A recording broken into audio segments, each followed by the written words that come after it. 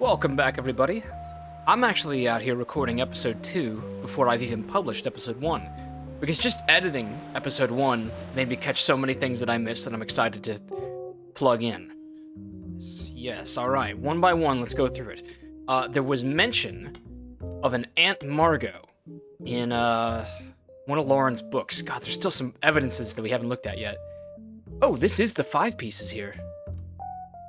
Who the fuck is... Who's the kid with the eye patch? Put that down. That's not what I wanted to look at first. Oh, no, that ain't it. Complaints. This is about Lauren going to visit Gwen, who she did not jive with. During the summer, where I went to stay with her and Aunt Margot, I hoped she would be the sister I never had. So Aunt Margot implies that that is Gwen's mother, who is a Roottree. So now we'll have a quick look at the 5 pieces. Is one of them a Margot?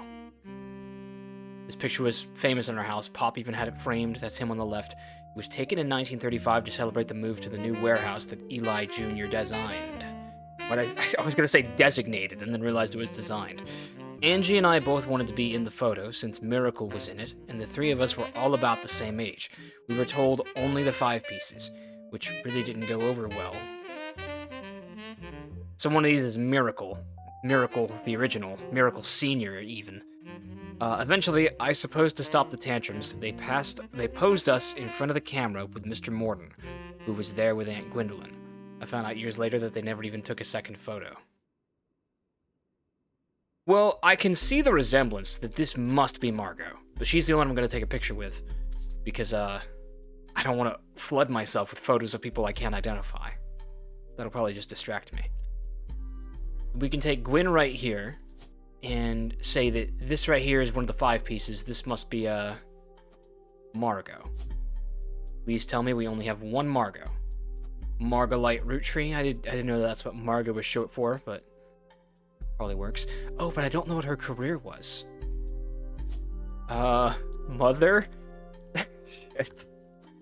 That might be a while before we figure that out. We also know that Miracle must be the Roottree right here.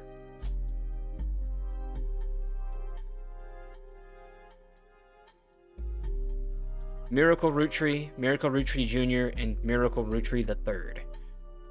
So, looks like this here must be the 3rd one then. Go ahead and plug that in. Save us a little time.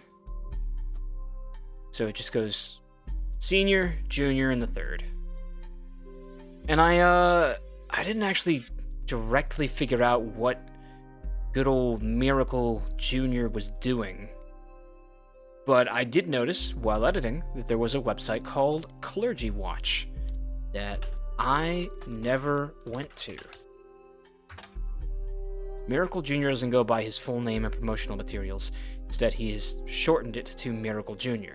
Well, that hardly matters, because I can still call him Miracle Jr. on the corkboard. Televangelist, part of the Miracle Network, used to have a show.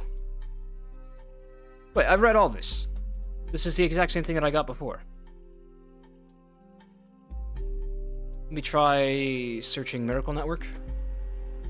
There's a website for it. You find a website for the Miracle Network, production company run by the Miracle Roottree estate. It's quite bare bones, but has the following blurb. Witness the testimonies of the Miracle's Roottree. Of the Miracle's Roottree. I can never tell what they mean by this, if that's a name, because now there's an S on it. There wasn't always an S on it. Miracle Roottree arrived so late in his mother's life that doctors swore he wouldn't survive his first year. His mother and father, Elias and Gwyneth, named him Miracle because they thought him impossible. He was younger than his brothers and sisters by over 14 years. Alright, let's just pop right out of there real quick. He's the little boy with the eye patch. But I gotta take a photo of him now. God, I'm so good at this game. Man, do you know how fucking cool you'd be if you were like a little 10-year-old boy with an eye patch? Like if I was a 10-year-old today, I would probably wear... I think when I was a kid, I used to wear an eye patch from like a pirate Halloween costume just because I thought it made me look cool. And it did. I looked cool as fuck. Let's extrapolate a little bit. We know that the firstborn of the 5 pieces was a woman. How many women are in the 5 pieces? Just 2, so this is the oldest. We don't know her name yet, though, but we can put a face down. Love this song. What's this one? Double Drift? Hell yeah. Clocked. And that just leaves those 2 other gentlemen from the 5 pieces yet to be established. Computer. Back to the computer. This must be just non-stop whiplash to watch me play this game. I'm so sorry. With a birth that late, the final child of his generation was nearly torn apart by countless health problems. But still, with the power of God on his side, he persevered. He triumphed over these complications and even regained his sight to spread the healing word of the Almighty. 23 years later, Miracle Roottree Jr. arrived, and he became the famous family's second vessel for the higher power. At 18, he unburdened himself from the Roottree name and took his father's testimony to a whole new level. Via the power of television, Miracle Jr. spread the gospel across the entirety of New England. He has since left the life of glamour and glitz to reach those places that need it most. So I guess he's still a preacher. The power of the Lord coming to a town near you. Below the blurb is a flyer about the tour, which is in your evidence. I didn't realize that. There's a photo. And he's got a picture of Miracle Third. Excellent. And his wife, Nicole. Witness the power of the Lord in the summer of '96, 3 Generations of Miracles tour, featuring testimony from the world-famous Miracle Jr. and a special appearance from Miracle Roottree in his 68th year on God's earth. Well, that could tell us how old Miracle is, but I don't feel like doing any more challenging 3rd grade math. Miracle Jr., who's said to be the world-famous and gets top billing. Miracle Jr. is on the notable Rootrees on your list. Miracle Roottree, who the flyer says will make a special appearance. Miracle Third and his wife Nicole. Alright, so Gibbies, those are some free ones. Easy, easy. First, let's change him to preacher. Nicole. There's 2 Nicoles. I think I'll leave that blank for now. In the spirit of honesty. So there's Miracle Jr. There's the young one. I guess he's also a preacher. And they're in. Alright, so now we get a lore chapter for hitting 9. Gwyn and the 2 miracles are good. Unlocked Sarah Causal. Great. Alright, what do you want from me now? You're on a roll. I'll try to keep that momentum going. Carl's office was a mess, thanks to some burst pipes. But I unearthed a photo from a 1970s Roottree reunion. I also found some important-looking papers. You've traced 9 blood relatives so far. I'll have more to share after you find 9 more. 9 more? Alright, let's see if we can hit that today. What did she just give me? I haven't even looked at everything else that they gave me. I know, that's still part of Lauren's shit. Oh my gosh, I'm losing the exclamation points. It's gonna make it so hard to find things again. Vote for Stephanie Jones for City Council. How is this woman related? This was buried under a ton of other mail that Carl left in his inbox. It had a handwritten note attached that seemed personal. It is a flyer about a candidate for the local office, Stephanie Jones. On the back is an excerpt from a... saxophone, get out of here. Hell yeah. I like that guy. On the back is an excerpt from a newspaper article from the Butler County Times about her campaign. Stephanie may have grown up in an unconventional family, to say the least, but in her words, it was still full of love. And now, 22 years later, with a baby of her own due around Christmas, her message for voters is simple. Her message for voters is simply, love is our future. The handwritten note says, Carl, I know we don't see eye to eye when it comes to the candy company, but if you could talk to your girls about putting out a statement supporting Stephanie, she could use the publicity your daughters bring. Don't let our conflict spread to the next generation. CM. Could M stand for Mortyn? I gotta be taking notes. I've been getting sloppy on my note-taking. Here we go. I also took note, but didn't actually fill in. Miracle Jr. had a wife named Edith. How many Ediths do we have in this database? Just the one. That must be confirmed then. Which bloodline ended first? I guess Miracles, but that still went on for like 3 generations. Alright, let's have a look at that new evidence. So I'll have to revisit this. I'm not really sure what to make of who Stephanie Jones is, but it sounds like there was some sort of political tie-in. This photo was tucked inside an envelope with a letter beneath a candle in the corner of his office. The letter says, "To Carl and Brenda, I'm sorry that you were unable to attend the funeral. It's traditional to have it as soon as possible. And Ernie, more than anyone else on Earth, knew how busy your job can be. I've enclosed a Shiva candle identical to ours if you'd like to pay your respects, though it's not expected for those outside of the faith to do so." Is this Hinduism? Ernie was a man full of love, not only for his family, but for his family's legacy. He had an immense amount of pride for the work you three did together, as well as how Carl has carried on for him after taking over. As for myself, it is impossible to express my gratitude enough for rescuing us from the panic and burden of endless bills. Though we caught it too late for him to get on the donor list... Though we caught it too late for him to get on the donor list, the company took care of us beyond our wildest expectations. It went unsaid at this time, but Ernie and I knew it had to have been Carl that convinced the trust, and that it was no coincidence that it happened shortly after your visit, Brenda. Up until the end, Ernie and I had to stay strong, especially for Nicole's sake. But a couple of Nicoles. We could never have done that without the two of you fighting for us. Much love, Debbie. Oh, shit, I shouldn't have taken that photo. Well, I mean, that must be Brenda, and then this is one of her daughters. Did I already get a photo for Brenda? I do not recall. No, I can't even put a photo down for Brenda. Well, shit. It's another photo I didn't need. Paris trip. What was this about? Here's a photo. This photo has a note attached from your employer. Here's a bonus. When I pulled the water damage picture of the free spirits out of the frame, this fell out too. Written on the back of the photo is, "Couldn't make the reunion, wishing you well from Paris. Gwyn and the boys." Fucking film school. So this must be Gwyn. He kind of looks like Miracle, but I haven't heard about Miracle going to film school. Maybe it's Miracle Jr. It's probably Miracle Jr. I don't know who that would be. Put a pin in that one for now. And, just story updates. Okay, oh, the free spirits, so that's a lot of them. Yeah, they're a hippy-dippy bunch, aren't they? The photo has a note attached from your employer. Every 20 or so years, the Roottrees would hold a big reunion and recreate an old family photo. This is the one from the 70s, and Carl's the teenager in the middle. Teenager in the middle. I guess that's him, yeah. Sorry about the water damage. A pipe burst in Carl's office. Yeah, that's still suspicious that happened. On the back of the photo in childish print writing, it says November. That probably pertains to this pregnancy right here.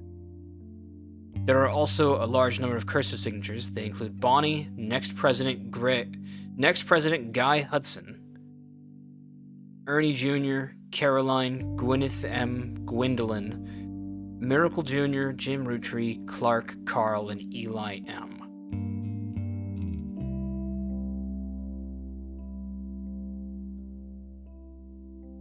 Yeah, that's a lot of information right there. Sure is. Alright, you know, they're giving me all these new threads, which are cool, but it's too much for me to work with right now. I have some things that I want to figure out about Jim Roottree, and hopefully identify his 2 sons. Or 2 kids. They may not be sons. So we learned that he had other albums called Cherry Tree and Sound of Laughter. I want to search for those on Modern Music Monthly. Maybe his children were inspirations. Oh? No. Damn. Perhaps I'm totally deluded. Never mind. Let's pick someone to hone in on. Perhaps Stephanie Jones will come up on a search result. Yes, you learn from an election results page that Stephanie Jones, a candidate for city council, won her campaign on election day about a month ago. You find no mention of the Roottrees in any articles. Stephanie also has a very bare-bones website for her campaign. It is simply a picture of her campaign mailer, and underneath it says, "Be sure to read the full article in the Butler County Times." Alright then. There we are. New periodical added, Butler County Times. The most recent mention of Stephanie Jones is a small report detailing the election results from last month's election. She won. Most of it's unimportant. You do find the following. Stephanie Jones, born Stephanie Landon until her marriage to local business owner Brian Jones, has lived in Butler County her whole life. Stephanie grew up in a home without a father. With my mother and her partner, I essentially had an entirely female influence. Home without a father. I'm detecting that her dad was a bastard Roottree man. Though she is distant cousins of the Roottree, her mother Caroline, a local artist, who has appeared on the front page of the Butler County Times in the past, has often come out opposed to the corporation's policies regarding deforestation of indigenous trees to expand their maple farms. Unlike my mother, I'm not a fighter. I want to bring love to the world. Distant cousin of the Rootrees, her mother Caroline, appeared on the front page of the Butler County Times in the past. Oh, well, that's a clue right there. What did she appear on the front page for? Oh, come on, you can't just bait me like that. Maybe it's not Jones? There are a lot of people named Caroline that have been reported on over the years. Perhaps you need to refine your search. Alright, take a look at the list of names. How many Carolines are in here? Caroline Mortyn. Alright. We've finally found the Mortyn. I assume. This better be it. Yes. You find a cover story about local art installations, including one by Caroline Mortyn. There isn't much about Caroline as a person. This is mostly a listing of art in Butler County. She seems to get top billing. Accompanying the story, there's an image of Caroline standing beside a large metal sculpture of a mermaid. It is captioned, "Caroline standing next to her sculpture, Atlantis' Burden." This sculpture is one of many works featured in her upcoming book, Self-Portrait, Art and the Beauty of Women. According to a quote further down, Atlantis' Burden is meant to symbolize a society split by indecision over whether women should be equals or something to protect. The picture on the front page has been added to your evidence, so we'll check out this book in a minute. No, this is the name of the book. Copy that. What did we just download? Title. There we are. What does that mean? Dedicated to Eloise and Stephanie. Mostly black and white pictures of Caroline's art. The centerpiece is a series of full-color nude self-portraits at different ages, stretching from 25 to 30. They certainly have not been added to your evidence. In the intro, Caroline talks about influences. She was one of the youngest in her generation, and in her late teens, she felt betrayed when her sister Gwendolyn and cousin Bonnie gave up on dreams to settle for boring men. She especially dislikes her brother-in-law, Dr. Wilson, who she calls completely bogus. Where does Gwendolyn come in? Their marriages led her to double down on her passions, art and the environment. She even married a man who was the opposite of boring, which was an overcorrection. She comes out strongly against the Roottrees company's effect on the local environment, and rues how she was not able to convince her father, Zach, to make changes to policy. Alright, we've located her.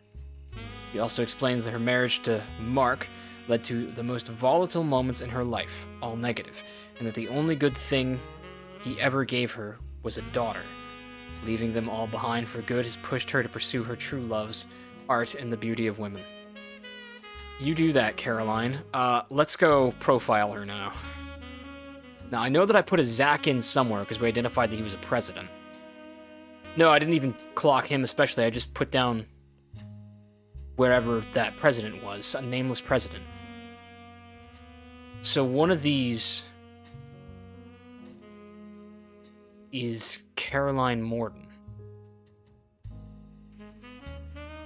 And we know that she only had one daughter. Unless she also had two sons and was just a complete asshole. Yeah, this must be her. Yeah, it says leaving them all behind, so she abandoned her kid, so the kid got adopted. What the fuck would you even call that? Author? Artist, maybe? Okay, did I write down about Zach specifically? This is confusing me. She wouldn't be one of the big names here if she wasn't a Roottree. I don't get it. Take me back to Lauren's shit. Instead, it ended up going to Zach, even though his surname doesn't match the candy. He's the firstborn son of the firstborn five-piece. Even though his surname doesn't match the candy. So, is he a Mortyn then? I guess so. What's the reminder about surnames? Let me find it. Family trees use surnames from birth, even if the person changed their last name after marriage. The firstborn son of the firstborn five-piece. Firstborn five-piece is this lady right here. And then I'm assuming he has to be this one because he had a sister who had twins. So yes, this is Zach. Without a doubt, this is Zach.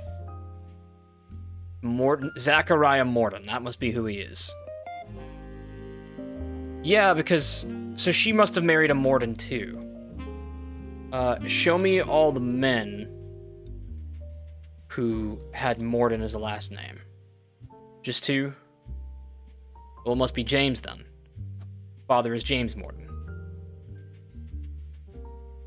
Alright, let's update Zachariah. I got my eye on him. I want to make sure that my notes are up to date. He would be Gen 3. Let's not forget. I totally got backwards with this, didn't I? Stephanie was part of this picture, wasn't she? This all began with Stephanie, yeah. Okay, well, there's a couple other clues in here. She especially dislikes her brother-in-law, Dr. Wilson. Her sister Gwendolyn and cousin Bonnie. Okay, well, sister Gwendolyn. There'd better only be one fucking Gwendolyn in this family, I swear.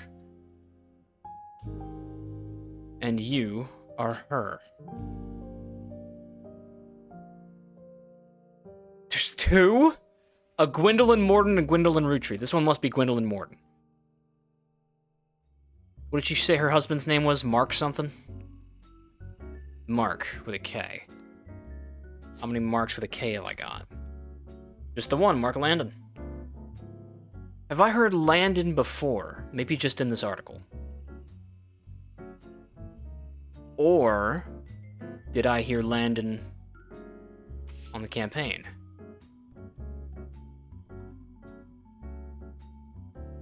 No, I don't think I did. I imagine that. But that's Stephanie right there, Stephanie Jones. Take her face. I don't know who this devilish rogue is. So she's got one daughter. This must be... Here, we'll clock him in there. You must be Stephanie Landon. You are a politician.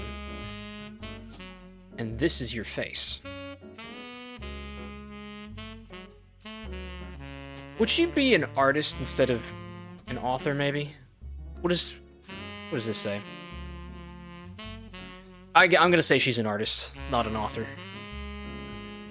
Dislikes her brother-in-law, Dr. Wilson. So that means that her sister married someone by the name of Wilson, who was a doctor, theoretically.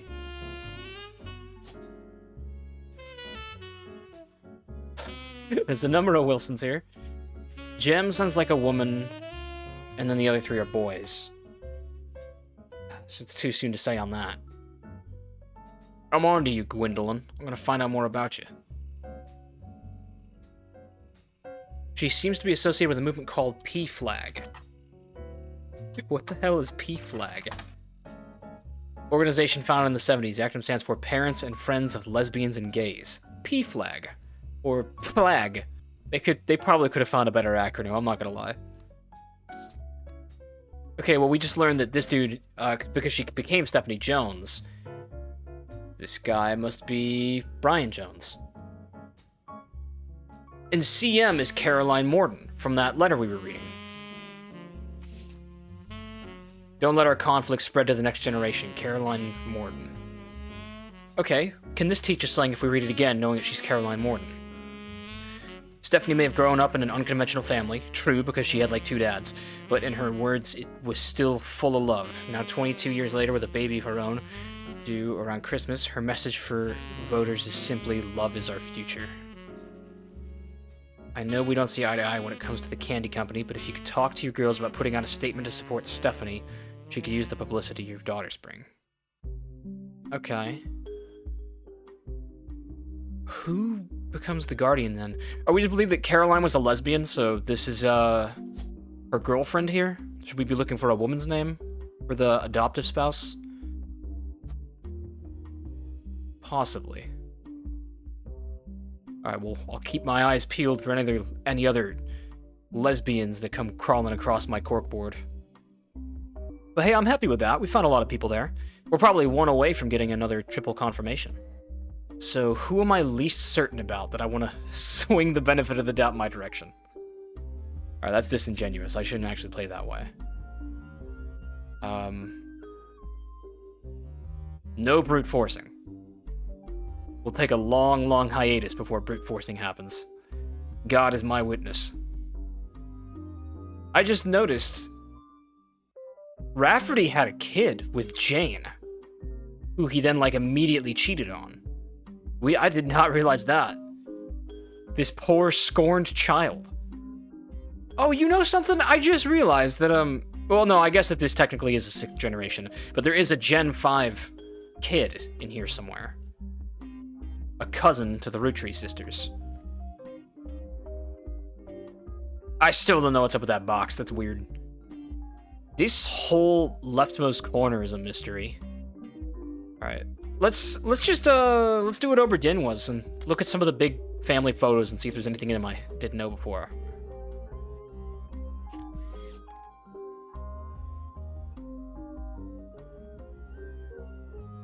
That guy's got a name tag on. Eli.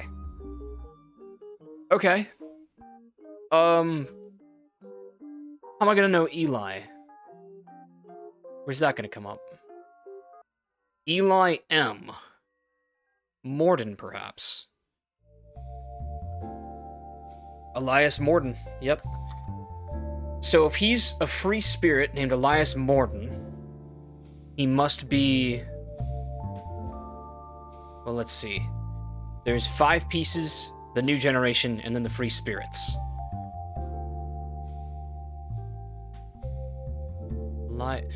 There was a pair of twins in the free spirits. Let's not forget that. Are there any visible twins in this photo? These 2, aren't they? I thought that the twins were girls. Maybe I'm wrong about that. No. They must... So this guy becomes a Mortyn because James Mortyn, names goes down. 5 pieces, new generation, free spirits. So she's Gwendolyn's a Mortyn, Caroline's a Mortyn. One of these 2 is a Mortyn who goes on to have 2 twins. I think it's this one. I think this one is the Mortyn, Eli Mortyn. And I'm just barely confident enough that we're gonna put a face to it and everything. Nope, that's not who I clicked. Oh no, it was. Never mind. Am I stupid? Why is there... No, this can't be him, because it's Elias M. Roottree, unless he took his grandpa's name back.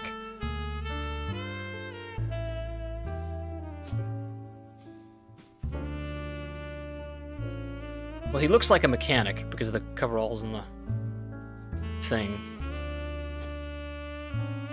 Well, I'm almost definitely wrong about this now. Yeah, it's just clear the field. Clear the field.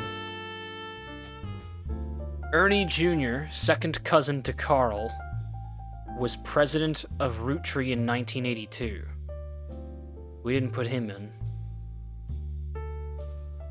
If Carl is the 5th president, then this guy was probably the 4th. Second cousin means same great-grandparent. Angie and I both wanted to be in the photo since Miracle was in it, and the three of us were all about the same age. Who's Angie? Check the last name on that.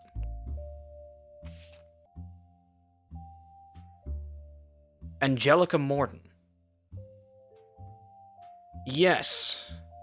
Yes, this right here is Angelica. And she... Yes, definitely. Because Sudoku.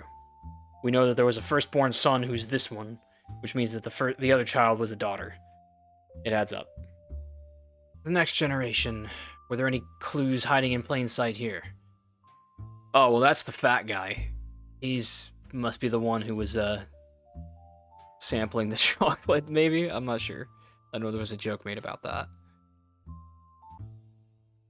I've seen someone else with a rainbow tie, but he looked younger than that. Maybe that's Miracle, and this is Miracle Jr. That makes sense. I also didn't think it was fair that Miracle made it in since he's technically a 5-piece.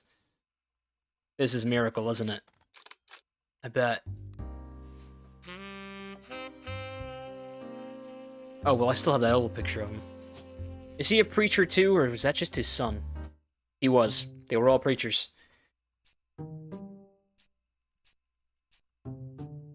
So, who do we get? Mortyn, Stephanie Landon, and Miracle. Cool.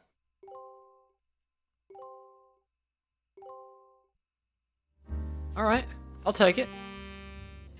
Ooh, long day in the video essay mines. But I grind so that I can go to the novelty gag store and get the ultimate weapon for finding clues.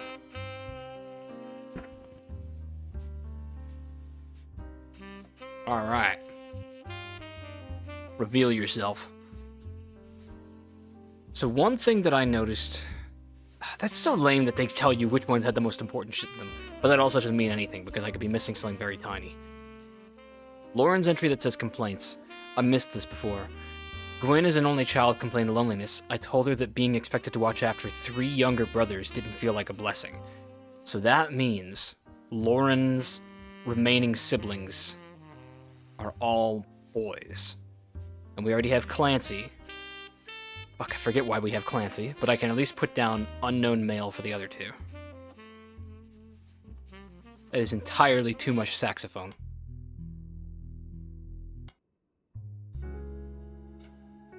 This one goes hard.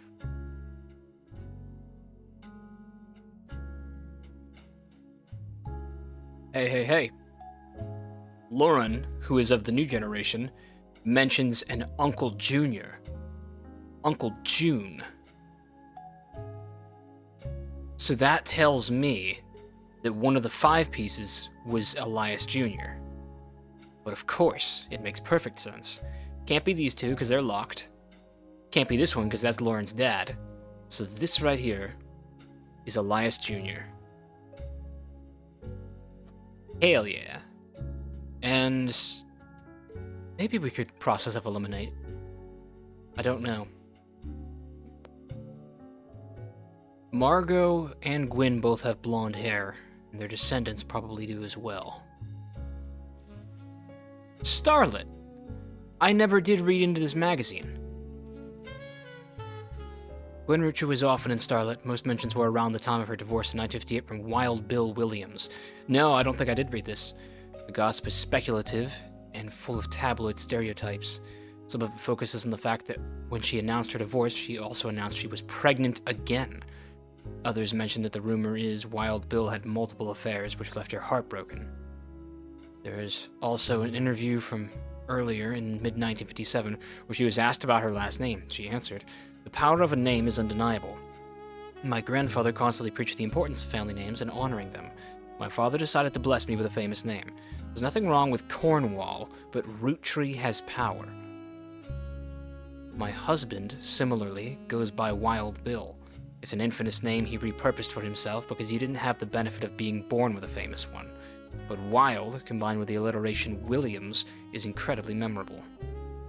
Although we've relocated to Paris, I know your readers love to keep up with my husband, so consider this a Starlet exclusive about both of us. Wild Bill and I have a child on the way, and we're sticking with Roottree for the last name, not Williams. We also plan to lean into alliteration. That's how we'll honor both of our family names for the next generation." So the child, whatever, daughter or son, the last name is good. The first name is going to begin with an R, probably. Okay, so let's examine the options here. There is no mention of a Wild Bill or Bill Williams or Will anything in there, so that must have been his completely fake name. I'll look into that more. 2 kids, though. Second kid would be the alliteration one. Probably a Robert or Ronald Roottree. That's what is most likely, but inconclusive right now.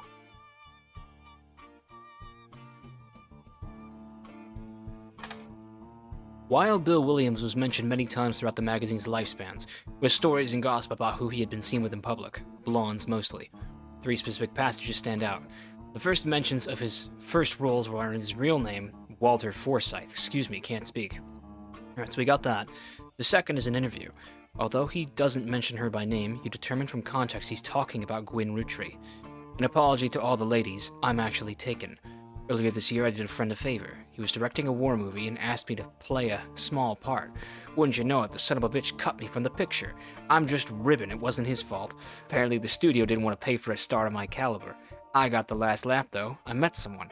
She spent most of the film crying.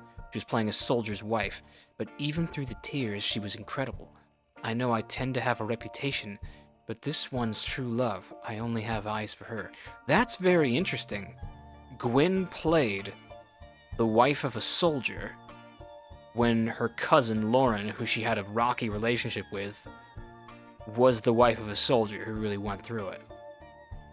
I wonder if this is a subtle way of suggesting that Gwyn actually had a lot of respect for Lauren.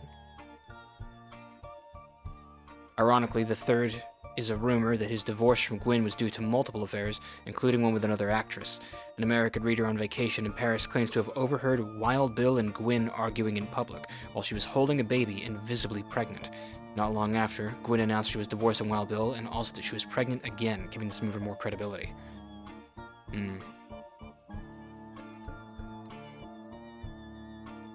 I ain't even gonna front. Forsythe is such a cool name.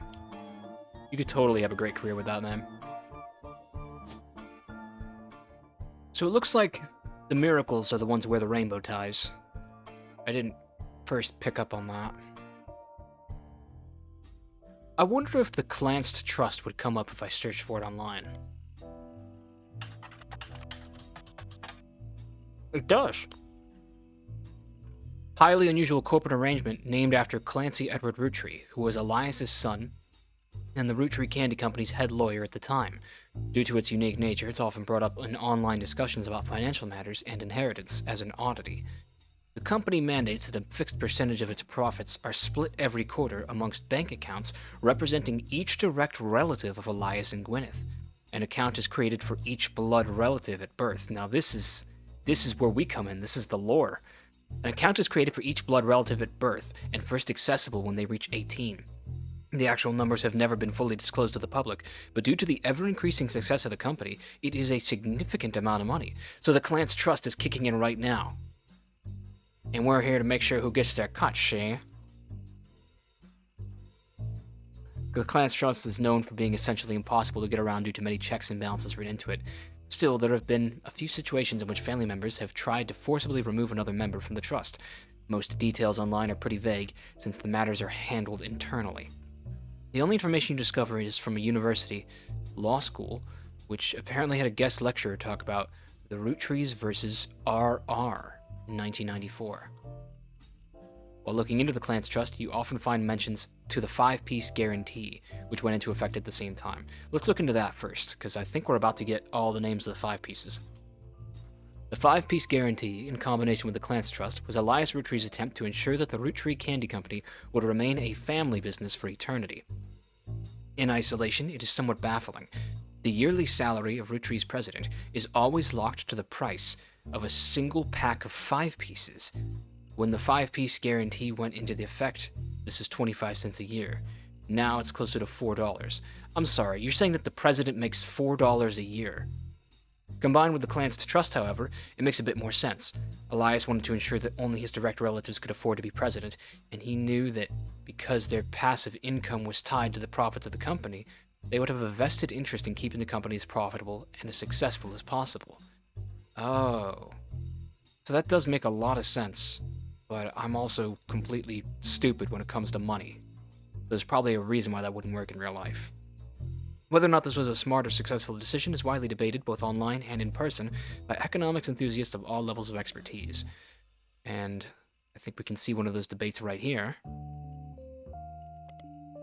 You find very few details about this particular incident with regards to the Clans Trust. A student that attended the lecture about it wrote the following on a Legal Oddities website. From what you can tell, RR attempted unsuccessfully to remove a fellow family member from the trust. It was said that RR attempted 2 arguments. First, the person in question was born out of wedlock, and second, they committed a significant crime against a fellow family member. Still, due to the ironclad wording of the Clans Trust, it was impossible to remove any direct descendant of Elias Roottree without completely dissolving the trust. There is no additional information online. Well, well, well, we have our first bona fide criminal in the family. Being born out of wedlock sounds like some free spirit shit, I ain't gonna lie. So I'm just gonna go ahead and profile real quick and say that whoever RR was working against was likely child of a free spirit. And that would mean Gen 3. It's probably Gwyn's kid. And we also know that, well, actually no, because RR is the alleger, and we know that, what do we know? Do we know anything? We know that Gwyn wanted to give her kid an alliterative name, so that they wouldn't have to feel like they needed to change it to be successful or famous. And so that means that they're probably an RR. Maybe Gwyn had 2 kids to 2 different people, and, I'm thinking one of these is RR. The second one is RR, and the first one is the one born out of wedlock. It was one brother against the other. Alright, well, let's start filling in things about Clancy. I think I might know for certain which one he was. Granddad was furious none of his sons would take over as president, but that's what he gets for holding on to it for so long. With architects, preachers, and lawyers, nobody's got time for candy.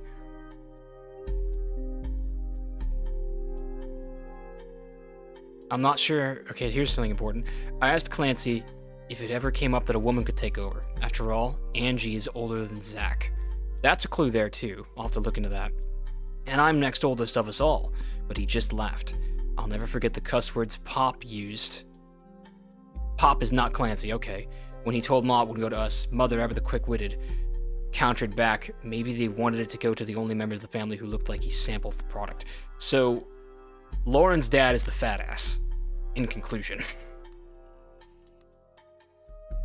We know that Clancy was the lawyer, but Clancy and Pop are 2 different people now.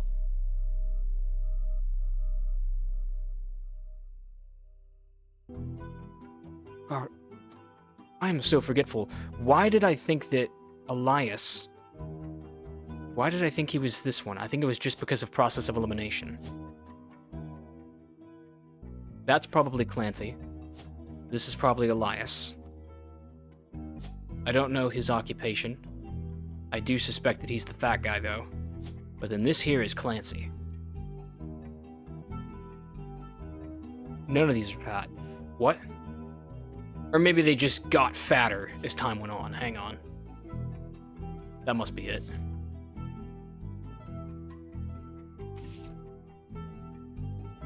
What? No, these are all young people. My fat profiling has failed me.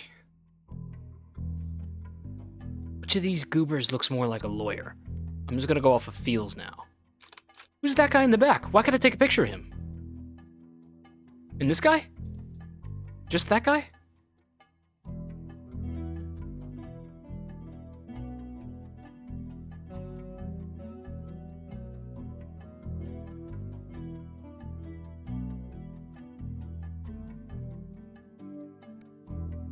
What?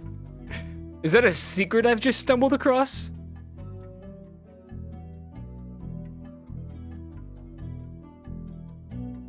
Как интересно. She 100% looks like he beats her. I don't think that helps us, though. They're not oldest to youngest in this photo. None of them went on to be the president. Let's just go off of phenotypes. We know who Lauren is. So who most resembles her? That's Lauren. Okay, face committed to memory.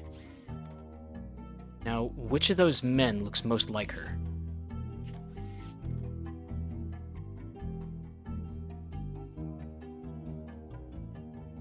I think this guy. I think this guy is Elias. And this guy's Clancy.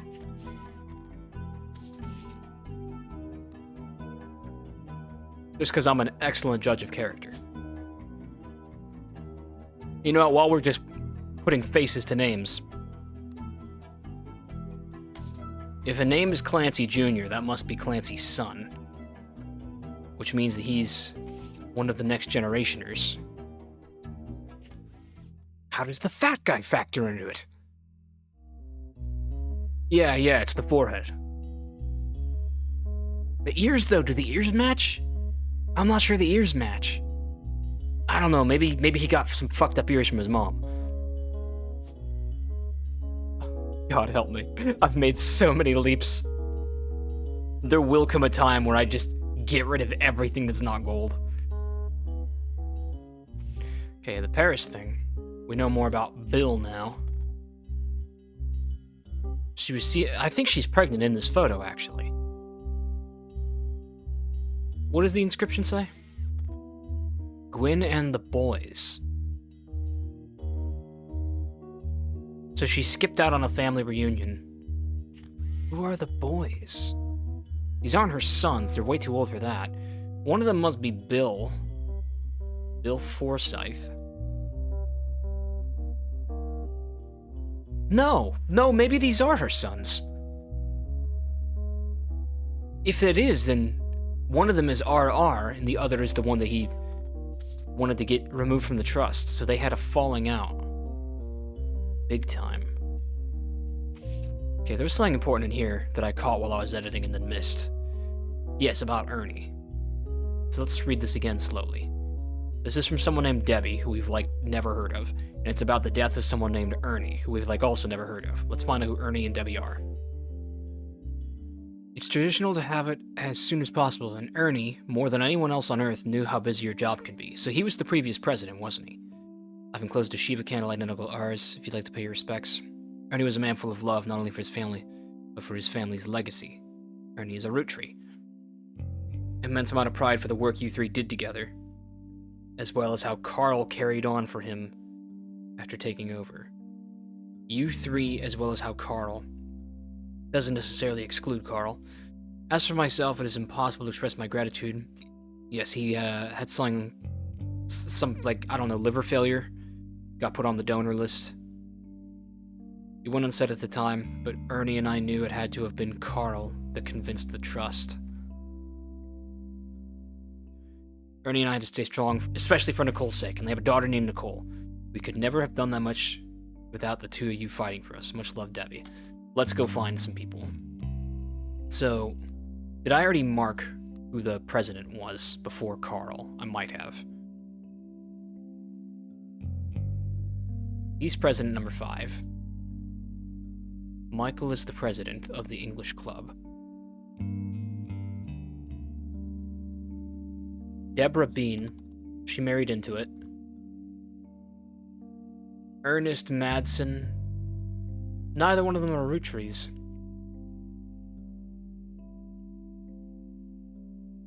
And there's a Nicole Madsen, okay. Where does the Madsen line begin? Ernest, Ernest's son, a Nicole, and then a Gwyneth Madsen. But where's the father? Where did the first Madsen come to be? Ah, that's the wrong side. I would have burnt my tongue if this was a real cigar. I was right that this is Angelica Mortyn. We should try to get a photo of Zach. Let's profile him. This is Zach's mom. And that's what Zach's daughter looks like. He's one of the new generationers. I bet he's the one with the glasses.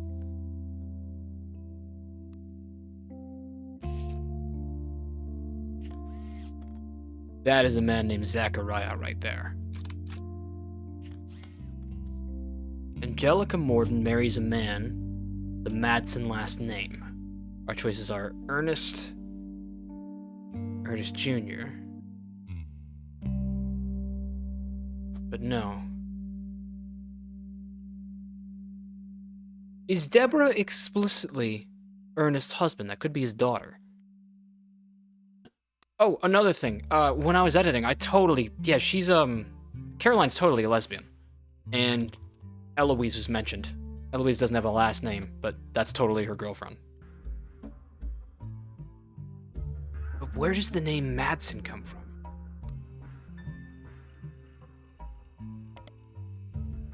An article from 1982 in Business Watch announces that an Ernest Madsen Jr. is taking over the day-to-day operations of Roottree after the previous president died unexpectedly. This was a cold search, I just found this. Little is known about Ernest, but sources close to the family who have asked to remain anonymous have made it clear that he is more than qualified.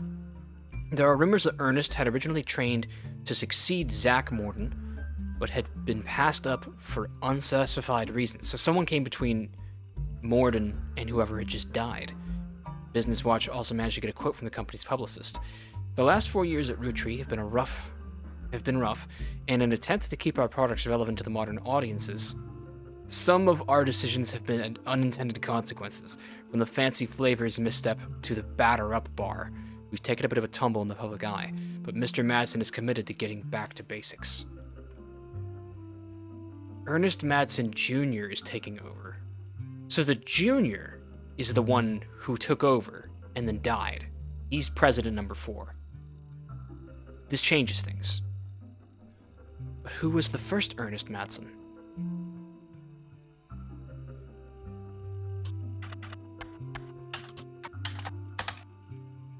In 1959, there's a small blurb about Zach Mortyn, son of James and Gwendolyn Mortyn, and grandson of Elias Roottree, inheriting the candy company. Well, we just got his dad's name. He's quoted as saying, "Elias entrusted me with carrying on his legacy, and that's what I plan to do. Along with 5 pieces, our chocolate maple products are selling incredibly well. We will not be making any changes." Okay, Zach's dad is named James, and his mom was Gwendolyn. Did I have both of that? Ho ho ho!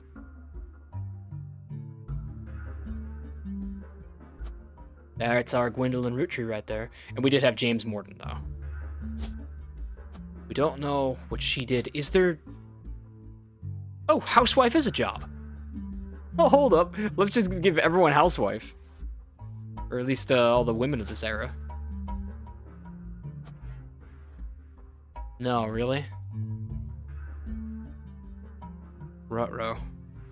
I thought everything was just about to snap right into place. Maybe I don't have as much figured out as I thought. Okay. Well, hey, that taught us that Gwendolyn was the firstborn child. First of the 5 pieces. That's big. I think. It seems to me There must be a news article about the sudden death of a board member, of a president. But it's very specifically worded to not say who it was. Let's try to figure out who could have been the next president. He's the second. The fourth is Ernie Jr. Who would the third have been? I think this Ernie thing is a dead end.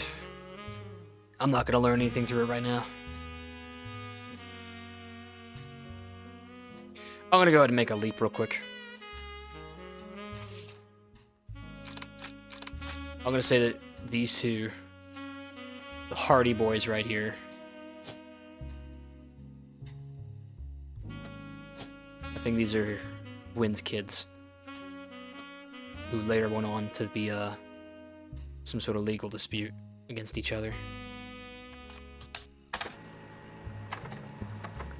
You find some information on a website for the first Anderson maple farm. There are a few pictures, including a famous picture of Elias and Gwyneth. That photo is added to your evidence. Before marrying Elias, Gwyneth Roottree was Gwyneth Anderson. She had no brothers, so as the oldest sister, she was to inherit the Anderson maple farm so long as she married. Jot that down in the notes real quick. Before Elias took over, the farm produced only syrup. It was supposedly Elias's idea to create candy instead. The success was not immediate until they decided to combine the maple with other flavors. This led to 5 pieces, which are still found in stores to this day. Though the Roottree Candy Company expanded well beyond their original farm, it has been preserved as a tourist attraction. According to their website, there are still daily demonstrations and educational tours that show off many of the turn-of-the-century appliances that Gwyneth would have used as a housewife in the early 1900s. Alright, well, what's the photo I got? That's cool. I don't think it helps us very much, though.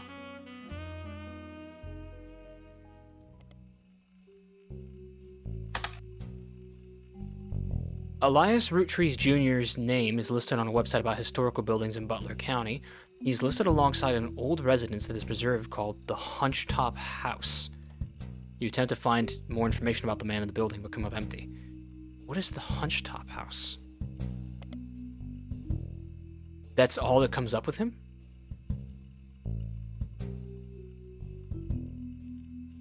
Well, hold up. Butler County. That's gotta be in the Butler County Times, is it not?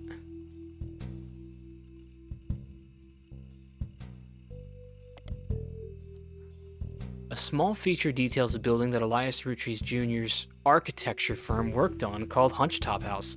There's his job. It also mentions that Elias Jr. was Elias's oldest son.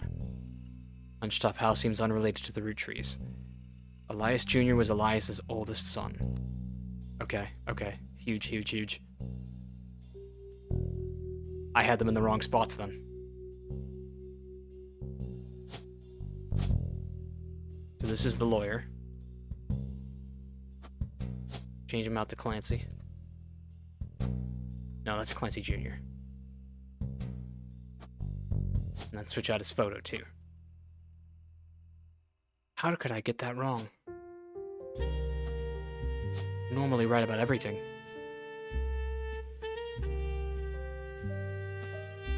And you, sir, are an architect. That is in stone. We know this. Get this guy out of my sight.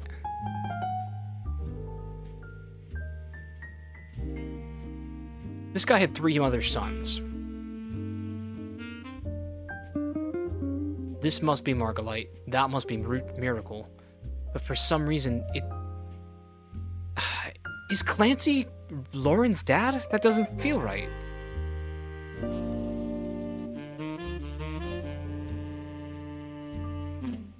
I still didn't really learn what Hunchetop House was.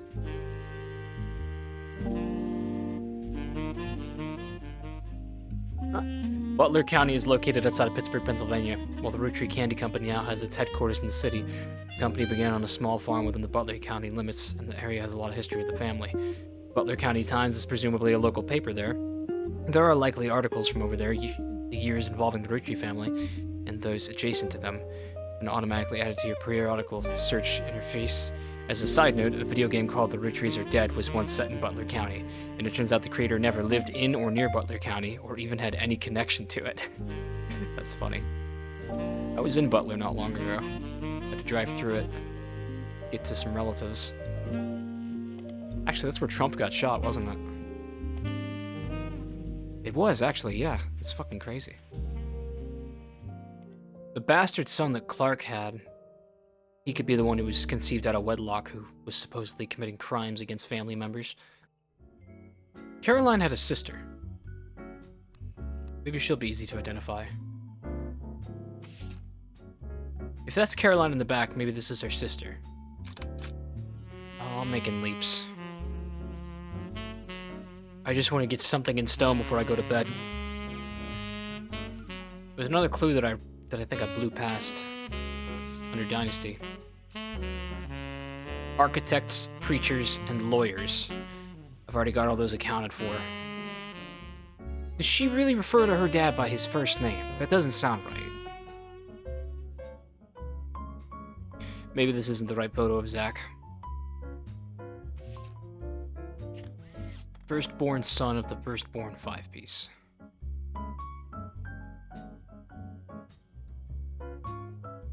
Is it this guy? Is the fat guy Zachariah? No way. Wait a second. He is, isn't it? That's the clue that I've been avoiding. Let me read it. Maybe they wanted it to go to the only member of the family who looks like he sampled. Oh my god, Zachariah is the fat guy. Of course. Of course. How could I have been so blind? This is black and white, but I bet that Gwendolyn was a redhead too. Okay, maybe we can put a face to Angelica Mortyn now.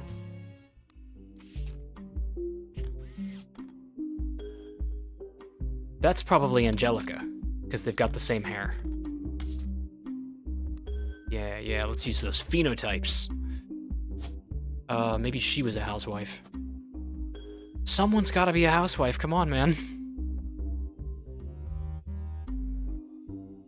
Oh my god, I never put in Gwyneth. Wait. Elias isn't confirmed either? Are you serious? Am I stewoid? I think that I had this Elias down as the wrong one. There's two Eliases, holy shit.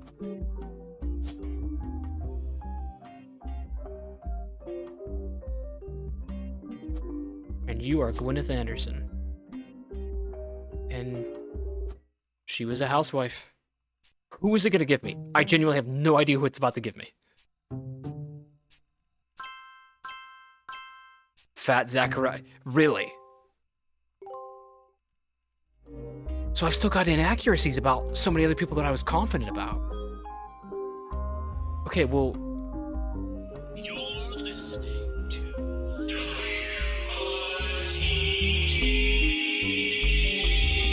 What's that It's about? time for your headlines. Once an hour, every hour, on the 45. It's a bizarre development to an already tragic tale. In the wake of the accident that took his life, some of Carl Roottree's belongings have apparently gone missing. Most notably, a framed photo of the Roottree family from the mid-1970s that Carl had on his office wall. We interviewed a local psychologist about who would do such a thing and why. For that article, search online for WRTD News. Again, that's WRTD. Bro, I think the lady at our door is a Roottree. And I think that she assassinated Carl. Holy shit. I never really looked around this room. There's plenty of stuff in here. Family Doku. That's what this is. This is murder-sudoku. That's funny. That's cute that they acknowledge that. Alright, so now the photo you were given may have been stolen from Carl's office. Yeah. We're not gonna go ahead and do that just yet. First, this is probably the real name of the Roottree that we've been looking for. Now, what am I missing up still?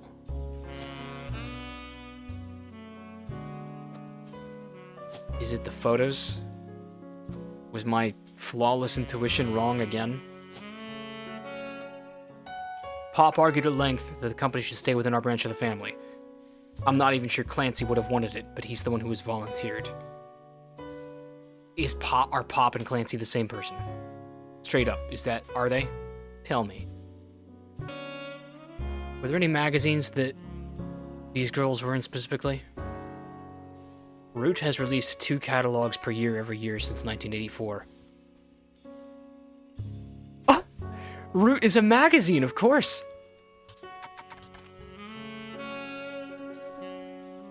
Really?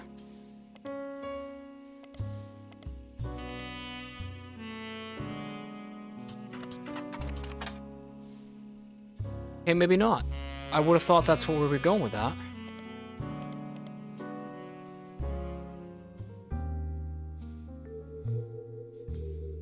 Her father, who she always referred to as Pop, was the head lawyer for the Roottree Candy Company, and helped write a legal document called the Clance Trust. So her dad is just Clancy. Why? What's with the rigmarole? Why did you hide that from me for so long?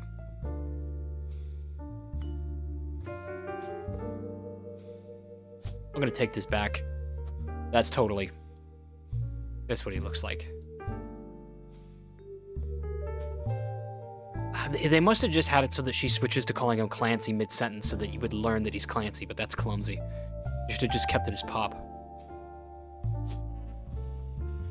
There are a few more quotes about Elias from a book called Family Man, The Roottree Legacy by Bess Williams.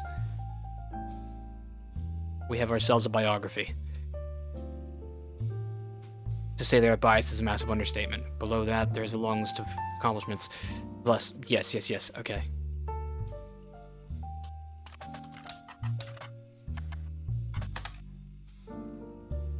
An old book about Elias Roottree. There's no downloadable version because the book is impossible to find these days. Damn! So close. Who was Bess Williams?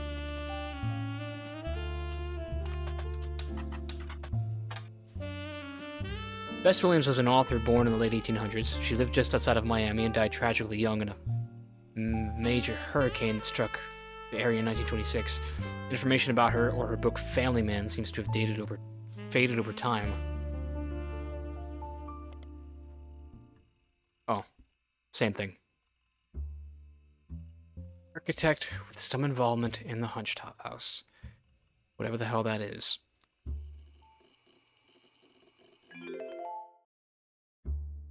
Alright, I'm back from a grueling week of travel.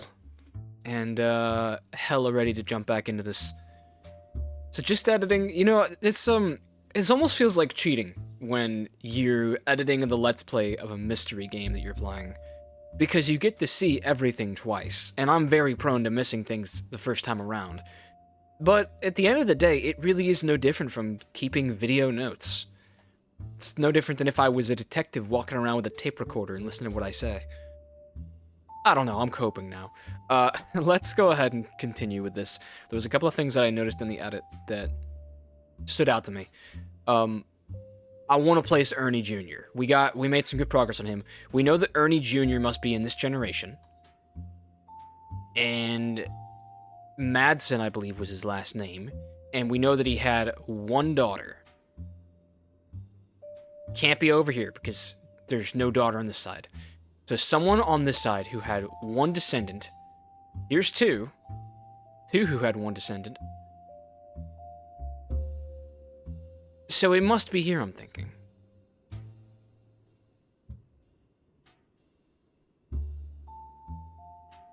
I just have to point out that, like, something is still off with Clancy and Elias Jr., and these two, I feel like, should have been a slam dunk. I'm not sure why they aren't in. I still haven't even got Elias Sr. Do I have the wrong Elias in?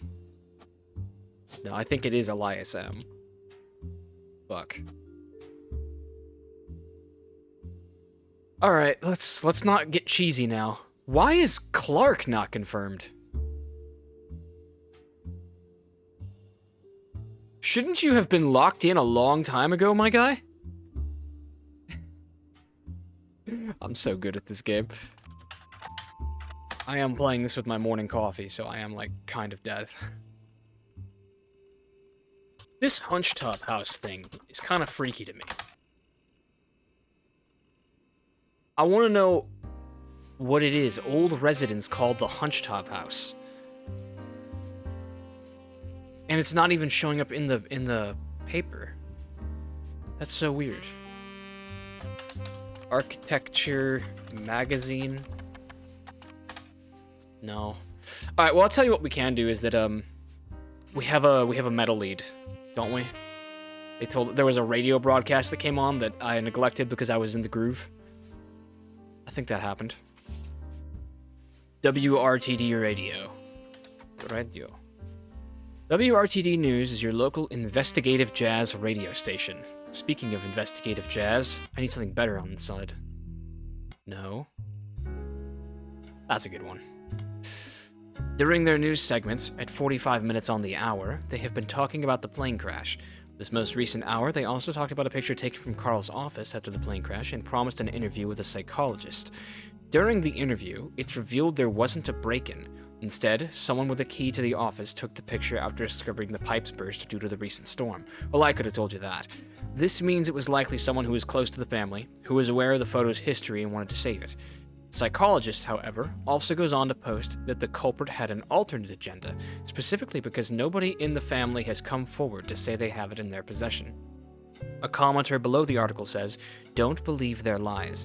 This is just another instance of the Roottree curse being a real, true thing.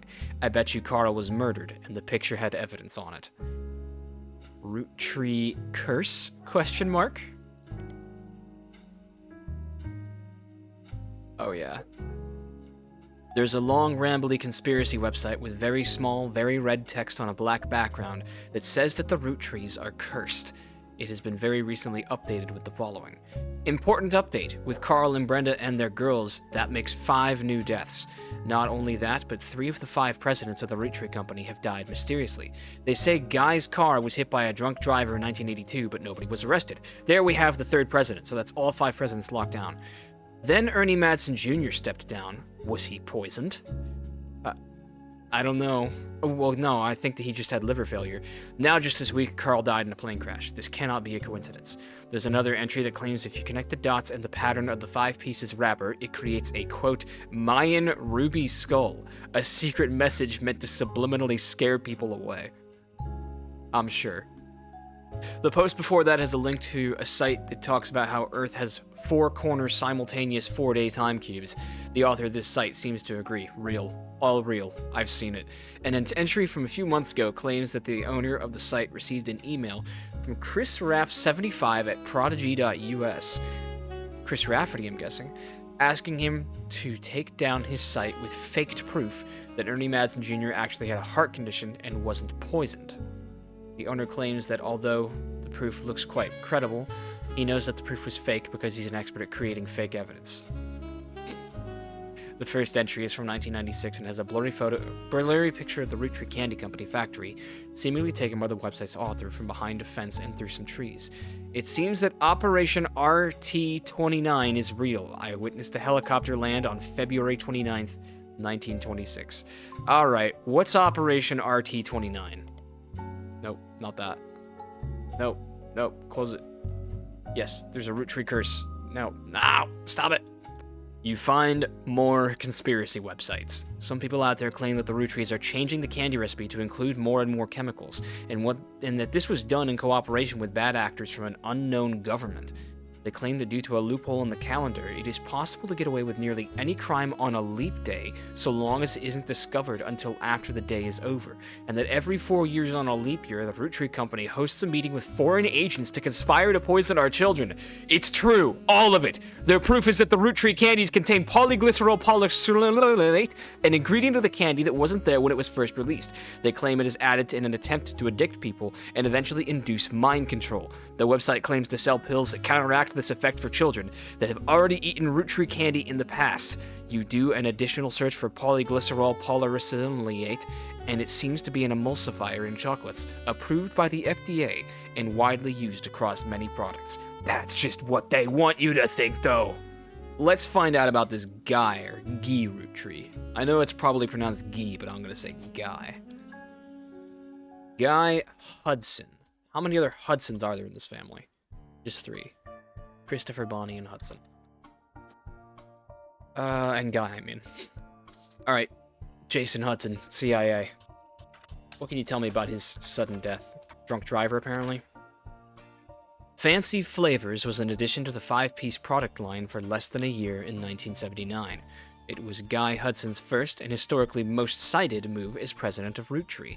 In an attempt to cater more towards what he thought the average person wanted, Guy looked at his own wealth, which was often a source of envy for others, and decided to tap into the idea that if they added fancy flavors to 5 pieces, anyone could live like the wealthy. This guy's a fucking clown. This philosophy led to a flavor in 5 pieces that was meant to mimic caviar. Are you fucking serious? Caviar-flavored candy? 5 pieces sold less that year than it had in any other market, except in some foreign markets. It was very quickly announced that caviar was meant to be a limited flavor and would go back to normal as soon as possible. This guy was a bad CEO. Tell me about his death. Business Watch. Maybe they wrote a hit piece on him because he was such a shit CEO. A smart article from 77. Guy Hudson, along with his twin sister, there we go, that's all we needed to know, are no strangers to the public when it comes to the Roottree snacks. They both appeared... Let me just...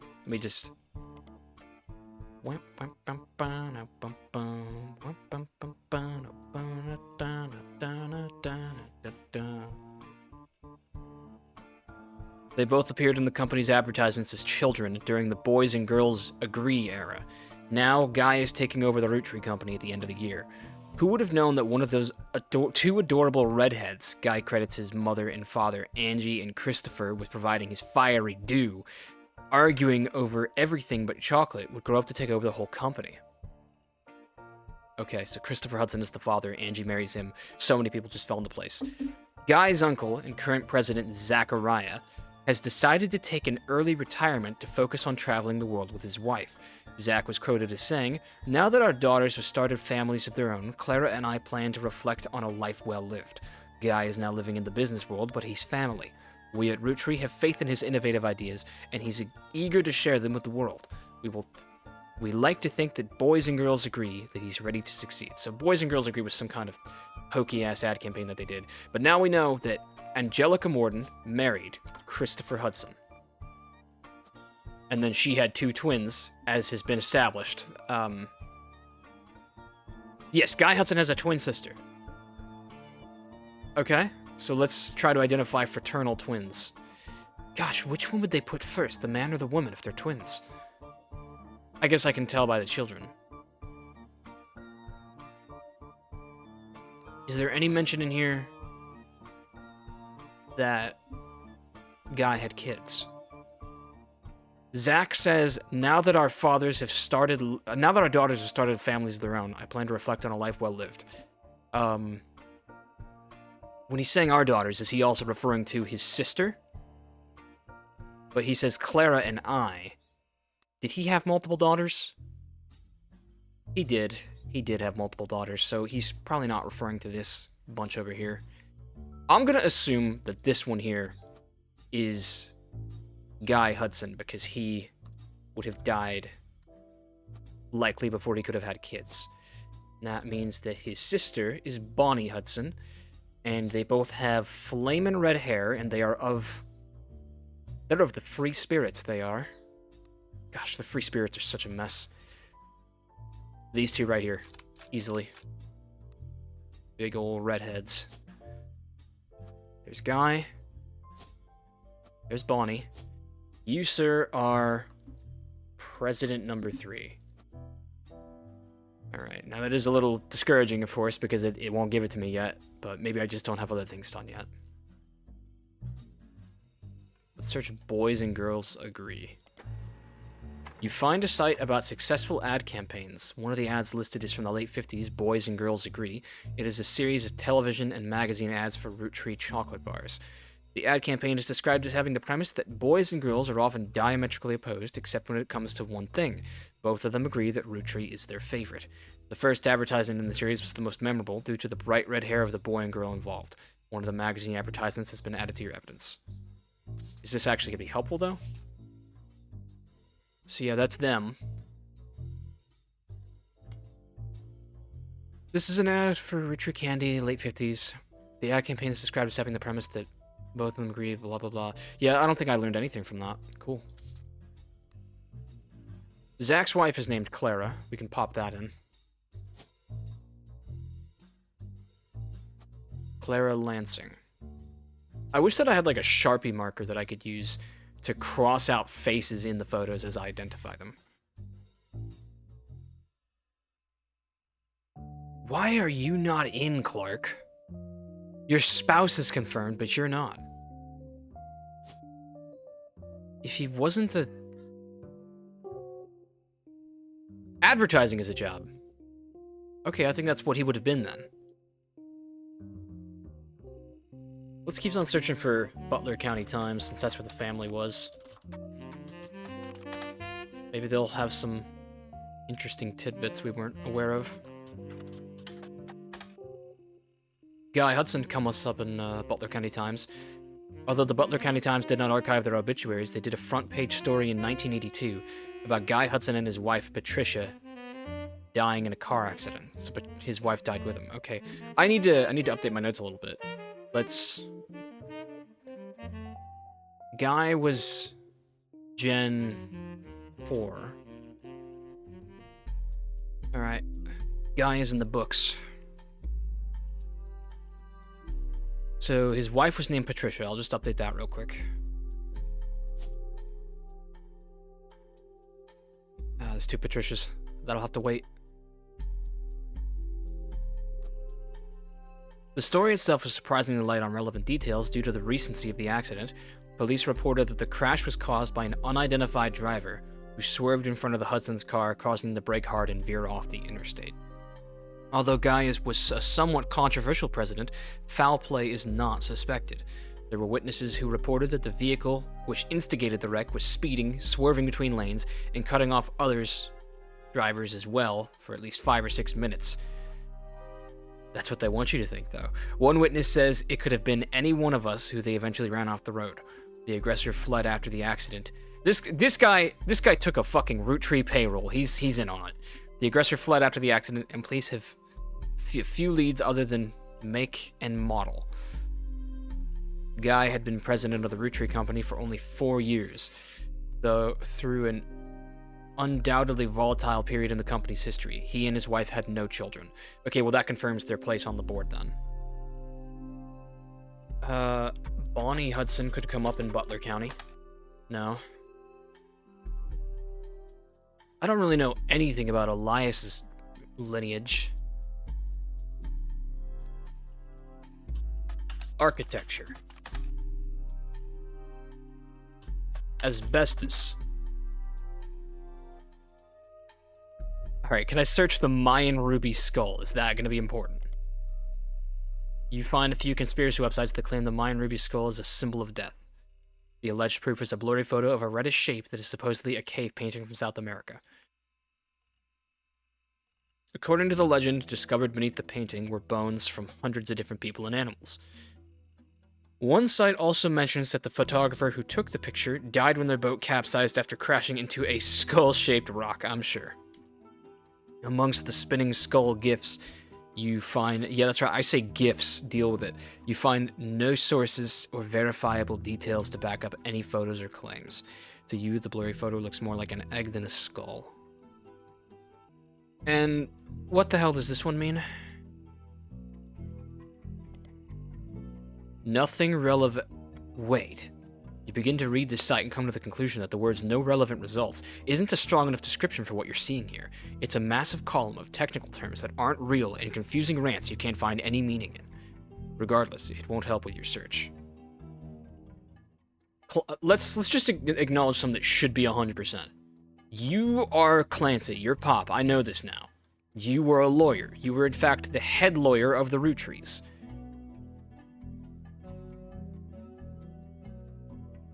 What's so maddening about this is that you should be locked in, so maybe I've got the wrong face. I don't know, I'd think that this guy looks more like a lawyer. Yeah, something... Yep, that was it. That was it. I protest that. He did not have the face of a lawyer. Who'd I get? Clark, Guy, and Elias Jr. Okay. Phone call. Phone call before I can pick up again. Gosh, that's very quiet. Should I just take a minute to rebalance all the sound in this game? I think the music needs to come down a good bit, honestly. Oh. So, you may have heard the news. Some of Carl's things have gone missing. That includes the pictures and mail I brought you earlier. I promise I didn't steal it. Sure. But I did borrow it. Yeah. I'll return it once we're done. Let me deal with my family in the meantime. Oh, I guess that means I've officially confessed. She's a Roottree. I'm a Roottree. Oh, yeah. I assure you I have a reasonable explanation for the secrecy. I'm about to do something big the family doesn't approve of. She's going after the Clanced Trust. If you could just wait a little bit longer, I'll tell you more. In person. I'll return after 15 more blood relatives. 15 more? Let's get cracking. How much do you want to bet that when we hit 15 or some other degree, before we hit 15, we're gonna get a knock at the door and it's gonna be fucking, who's the scariest Roottree who could show up at my door? Who is the single scariest Roottree? It's gonna be Zachariah Mortyn. Just fat old Mr. Green Zachariah Mortyn smoking a cigar like, sit down, I want to have a talk with you. That's totally going to happen. Alright, well, I mean, we've got a gimme right here. But I don't even know if I want to do that, because... No, it's disingenuous. I'm torn. Is it disingenuous to be searching for coincidences to extrapolate from? We know that this must be the proper Elias. And that's the proper Edward. So now we've got 2 out of 3. So what is the most surprising to me that it doesn't fit right now?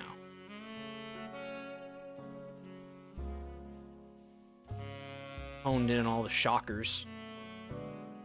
Alright, let's try to place Ernie Roottree Jr. If I put him in, then we'll get a bunch of people.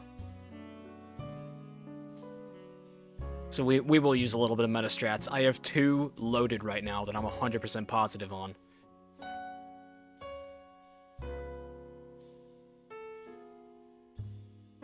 Ernie Roottree Jr. is one of these 2, because he has a daughter named Nicole.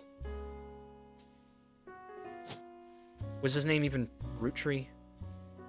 Okay, Ernest Madsen Jr. He must have had a daughter, if the name then went on to be Madsen.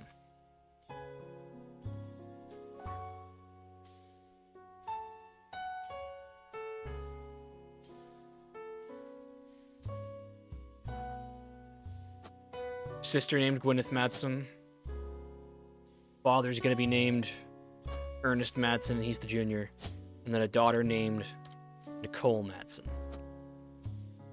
Now, I could be wrong. It could be that this one is Ernie, and that this one's Nicole. These ones could be switched, but this one must be Ernest Madsen.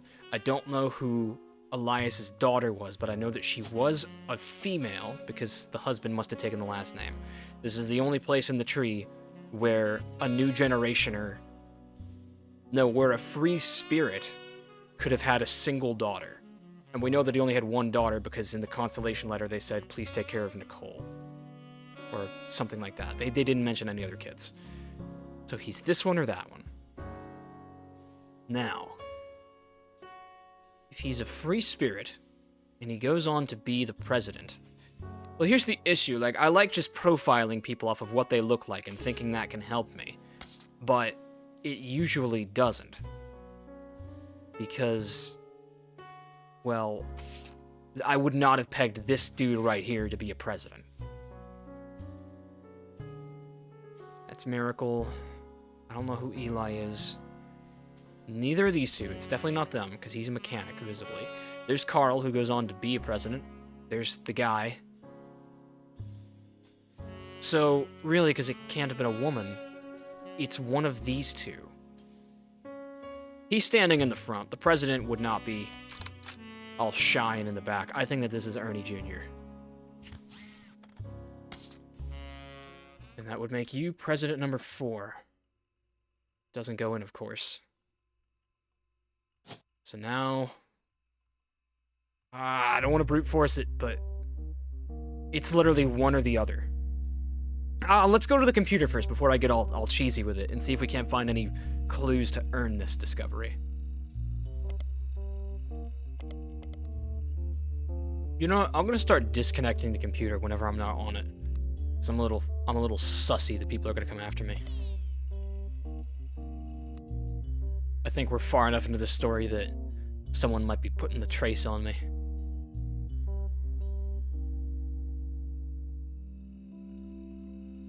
Gwyn was the granddaughter of Elias Roottree.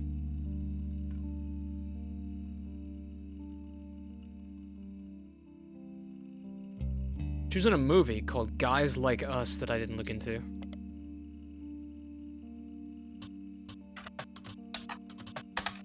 No. Can I learn about their flop Christmas mission? No. Guys Like Us is a 1953 film in which 2 secretaries cut their hair short and pose as businessmen. Okay, so it's Some Like It Hot. Harrison Lane was a television actor with a major role in Guys Like Us. His largest role before Guys Like Us was as the villain in the first season of Western Frontiers. Due to the popularity of Guys Like Us, the studio brought Lane back to play the villain's twin brother, this time as a hero joining the protagonist. Western Frontiers has no connection to the Roottrees. Harrison Lane is a dead end. Married his high school sweetheart after they reunited at a movie premiere. That name sounds a little familiar. But no, he's not in the books. Oh, we learned that Miracle's wife was named Nicole also, and since we learned that one of the Nicoles was the daughter of Ernie, I think, that means that the other Nicole must be his wife. Yes, Nicole Smith.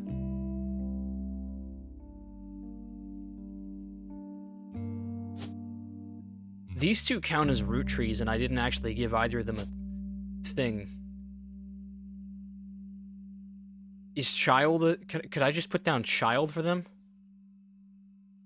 Oh my god, student.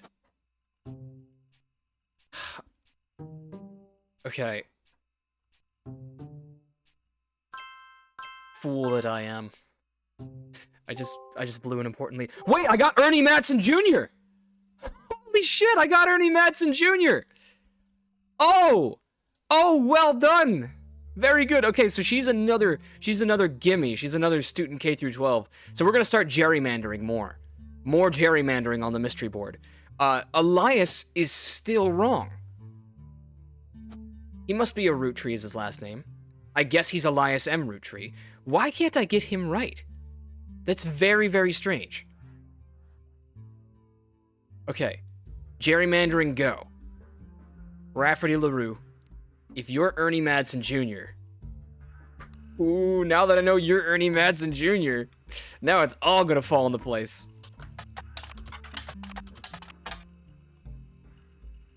This episode's running on, but now we have a really, really strong lead to sink our teeth into next time. So, thank you for watching, everyone. I know that I was away for most of the week, but ooh, I'm enjoying this one. It's a very simple game. Literally just feels like I'm sitting down and playing a crossword puzzle in front of a camera. Be well, and vote for Holt.